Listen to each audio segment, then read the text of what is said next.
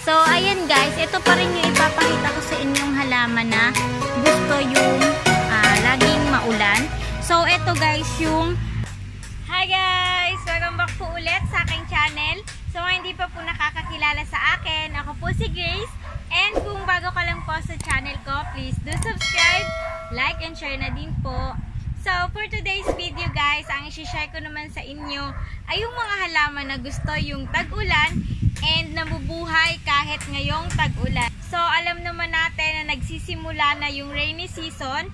So, kahit ganon, marami pa rin yung gusto mag-collect and mag-alaga ng halaman. So, yung mga ipapakita kong halaman sa inyo guys ay ilan lamang dun sa mga halaman na maaari nating kolektahin, lalo na sa panahon ngayon. So, disclaimer lang guys, na yung sasabihin ko po sa inyo ay based on my observation, hindi po ako expert. So, magsimula na po tayo. So, hindi na tayo lalayo guys. Unahin na muna natin tong mga fern. So, ang mga fern ay magandang kolektahin lalo na ngayong tag-ulan kasi ang mga fern ay alam naman natin na makakita lang natin sila mostly dun sa mga tabing ilog and sa gubat. So, doon laging malamig yung environment nila.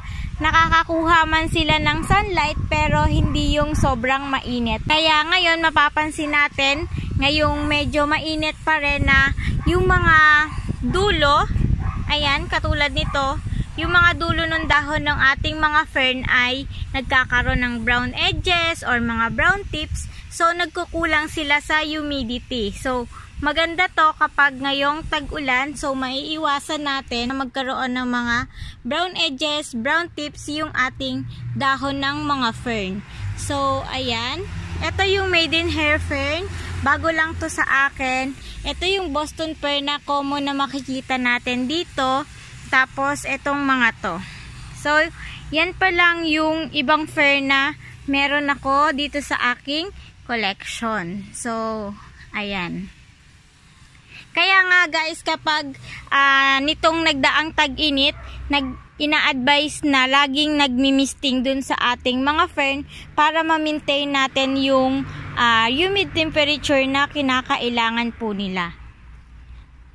So, ayan. Ito pa pala yung fern ko, guys. Ito yung, coral fern. So, ito nakalimutan ko yung pangalan. And ito yung cobra fern. So, marami na akong variety niyan. So, dito naman tayo, guys.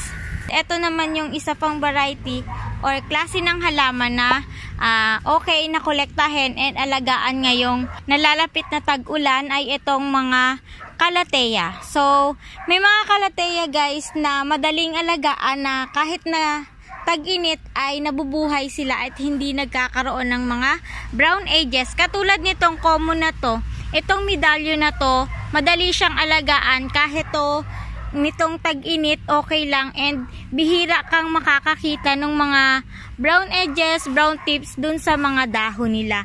Unlike nitong ating mga medyo mahal na halaman katulad nitong Orbifolia. So, ayan, makikita nyo. Meron na rin siyang mga brown tips. Katulad din ito. Nitong Illustres. Ayan, hindi mo maiiwasan na magkaroon ng ganyang mga dahon lalo na ngayong tag-init. Pero kapag ngayong magtatag-ulan na, mapapansin natin na mas gumaganda yung halaman natin kasi nabibigay niya yung humid temperature na kinakailangan nila. So, ito pa yung isang magandang Calathea na maaari nating alagaan.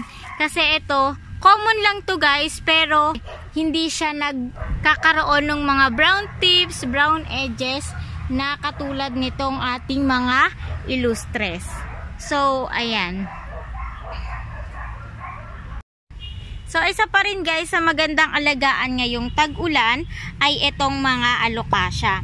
So, ito guys ay Bambino. So, nung nakaraan, napalitan ko na siya ng bagong soil and nung nakaraang mga araw din ay tag-init. So, hindi gumaganda yung ating Alocasia Bambino kasi natutunaw po yung mga dahon nila.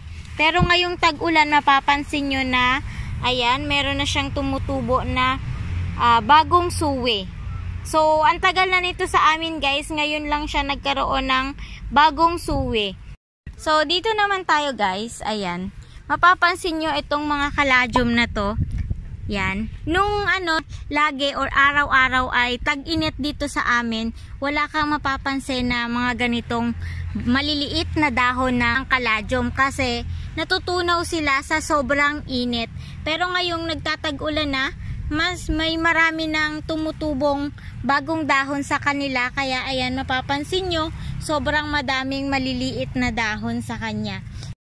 So, isa pa rin guys na maganda ngayong tag-ulan or darating na tag-ulan ay itong mga variety ng mayana. So, maganda siyang itanim ngayong tag-ulan. Mabilis po siyang mabuhay, pero hindi po ibig sabihin na once na magtanim tayo ay isasabak na agad natin sila sa tag-ulan. Syempre, bubuhayin muna natin sila, tapos okay lang na ilagay natin sila direct sunlight, and at the same time kapag umuulan ay nauulanan po sila. So, ayan.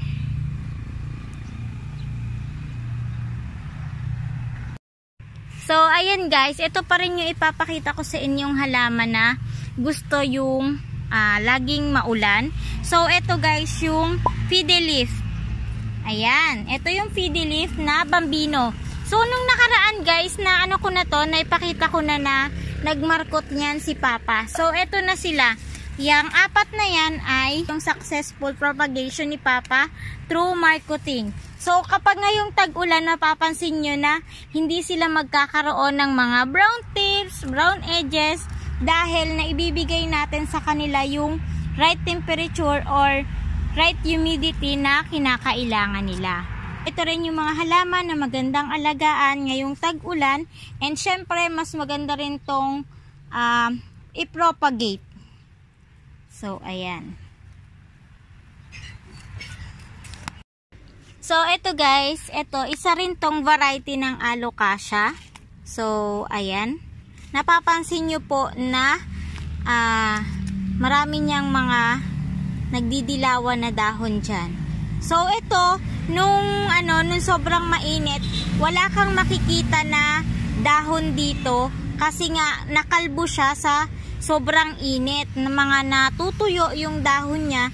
So, nitong nagtag-ulan, ito nga po ay nakalagay lang sa tabi kasi alam namin na wala na tong halaman. So, mapapansin na lang natin na may tumutubong bagong dahon dun sa paso na akala natin ay wala ng laman.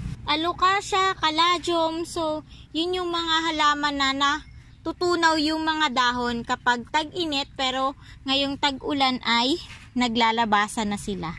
So, ayan.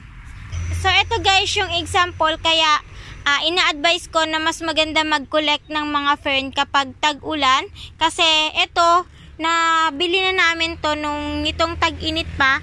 So, mapapansin nyo, nagkakaroon na siya ng mga tuyong dahon dito sa kanyang gilid-gilid niya. So, ayan. Kaya, kapag magko-collect po kayo nito, mas maganda talaga ngayong tag-ulan para maiwasan natin na magkaroon ng mga brown tips, brown edges yung ating dahon ng fern. So, ayan. Sobrang ganda nito guys nung nabili namin. Tapos, eto pa. Ayan, tingnan nyo. Oh, ayan. May mga brown edges na rin siya. Kaya, ayun. So, ang huling halaman na ipapakita ko sa inyo guys ay ang air plant or tilansya kung tawagin. So, sa mga hindi pa po nakakaalam na ang air plant po ay nabubuhay kahit wala silang soil. Pwede lang natin sila ihang or pwede natin silang ikabit sa driftwood. So, sa pagdidilig, pwede natin naman silang i-misting or pwede rin natin silang buhusan ng tubig. Huwag lang natin sila ilalagay sa initan. Kasi kapag nilagay natin sila sa initan, matutuyo po yung kanyang mga dahon and yung kanyang mga ugat. Kaya nga po, itong halaman na to ay magandang alagaan natin lalo na ngayong tag-ulan. So, ayun lamang guys. Sana po ay nabigyan ko kayo ng mga idea kung ano yung halaman na maaari nating alagaan ngayong tag-ulan. So, ayun guys, sana po ay nag-enjoy at may natutunan ulit kayo. And kung hindi pa po kayo nakakapag-subscribe, please do subscribe, like and share na din po, and hit the notification bell para updated po kayo sa mga bago ko pang video na gagawin. Thank you for watching!